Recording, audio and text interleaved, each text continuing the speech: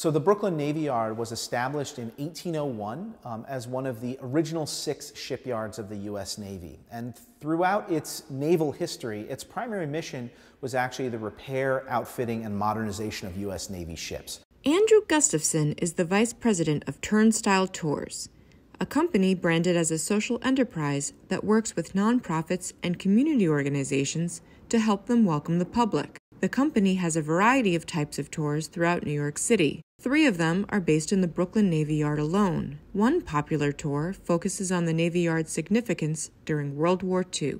It was the most transformative period in the Yard's history. The sheer volume of work that we did here during World War II was absolutely enormous, and it's how the Brooklyn Navy Yard gained its nickname during World War II as the Can-Do Yard.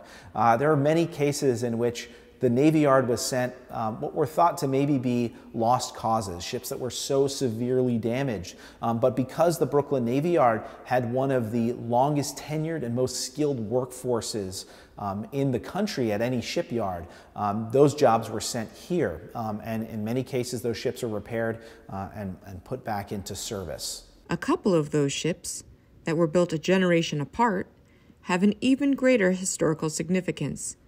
They were bookends to the U.S.'s involvement in World War II.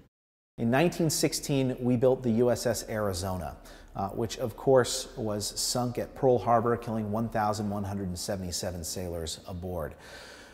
That, of course, brought the United States into World War II, and during the height of the war, we constructed the Uss Missouri, the largest battleship ever built by the United States and the last battleship built by the United States. And of course, that ship was given the honor on September 2nd, 1945, of being the site of the signing of the Instrument of Surrender in Tokyo Bay, bringing World War II to a close. The Navy Yard didn't just aid in fighting the Axis powers, it also helped everyday New Yorkers in climbing the economic ladder. There were new opportunities for African Americans and other minorities to work at the Navy Yard.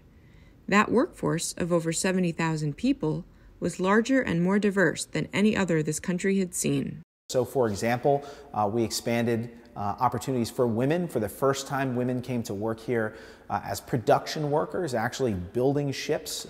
We had about 10,000 women that worked in a variety of different roles here during World War II. After World War II, the Navy Yard continued to operate up until 1966.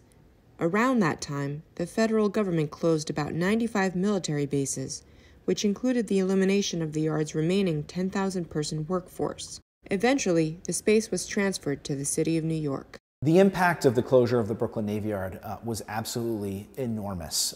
The workforce stood at about 9,600 people when they announced the closure in 1964. But this was part of an overall deindustrialization of New York City. So there were many large firms, especially in this area, Williamsburg, Fort Greene, Clinton Hill.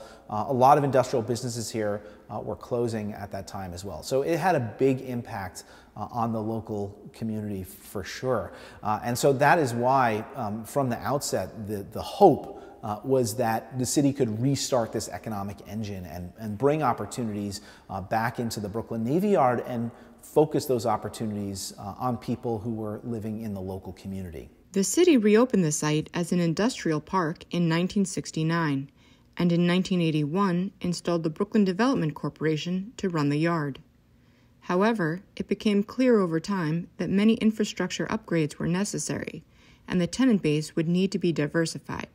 Major investments over the past few decades, coupled with the 2018 announcement of a $2.5 billion phased expansion, is returning the Yard to something akin to its World War II glory days. For DiverseCITY, I'm Vanessa Mouner.